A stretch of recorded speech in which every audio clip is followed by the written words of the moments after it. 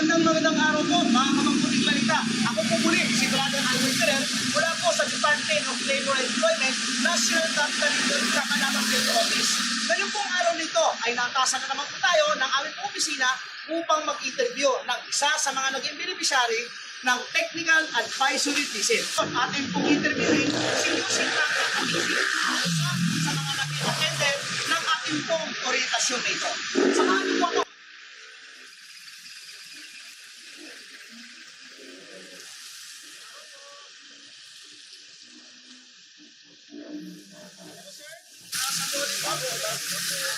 Mag-interview lang po sana kami sa pangyayari sa inyong orientasyon na inanap natin sa Technical Advisory Visit. Ano na po ba?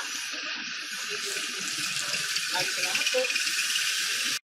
Yung ikwento ulit kung paano po kayo napabilang sa orientasyon ng DOLE? Simula po nang napanyayaan ako ng DOLE na dumalo sa mga technical advisory visits ay ang laki na naging impact nito sa buhay namin, sa negosyo namin. Noong una, parang nag-aalinlangan na ako ng malaki kasi sino pa naman kami, di ba? Wala pa naman ako maraming empleyado. Asawa ko lang naman. Mas maliit lang din yung negosyo namin. Balit dahil nga ito ay panawagan ng gobyerno, dumalo naman ako. Tapos, nagpapasalamat din ako kasi marami akong natutunan ng mahalagang informasyon kung natuklasan ko at paano palaguin ang business namin, paano bibigyan ng mga benepisyo ang aking kaibigan. Kasi yung bagay, hindi ko nga alam na meron palang parapol.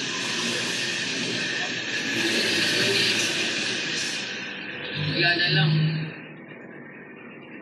Pangalan ko pala yung tawag nun. Nabunot ako bigla. Siyempre, sobrang saya ko nun. Tapos, siyempre, dahil doon, malaking tulong yung naibigay ng dalawang makina na binigay sa amin. So, bali na pagkalubang po kayo ng regular plan ng DOLE ng dalawang makina po. Ano po ang naging impact nito sa kabuhay mo ninyo sa inyong negosyo? Malaki po ang naging impact kasi simula nung una, hindi pa naman masyadong nakikilala yung negosyo namin. Pero nagkaroon na ako ng dalawang makina.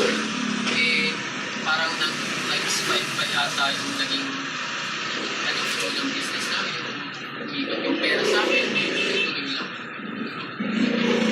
So, sa kasalukuyan, mapapakita ba yung mga makina ninyo? Isa po? Parang yan.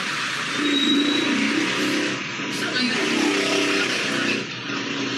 nagagamit ko namin kung gumagawa kami ng mga police. So, may nakalit po kayo mga test na? I-refer din po mga pinaka-refer din sa amin, nakakalimutan. Tapos meron din po kami online doon nagkaroon na rin po kami ng time para sa mga online natin, hindi lang kami nag-focus sa isang bagay. Nagkaroon din kami ng maraming marketing, mga strategies namin na mapalagulalo.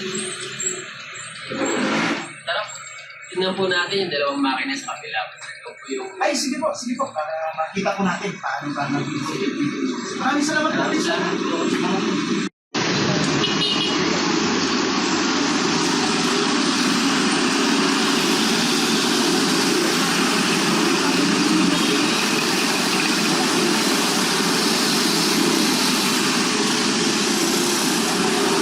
So, isa naman po si Sir Lucy sa mga nabigyan ng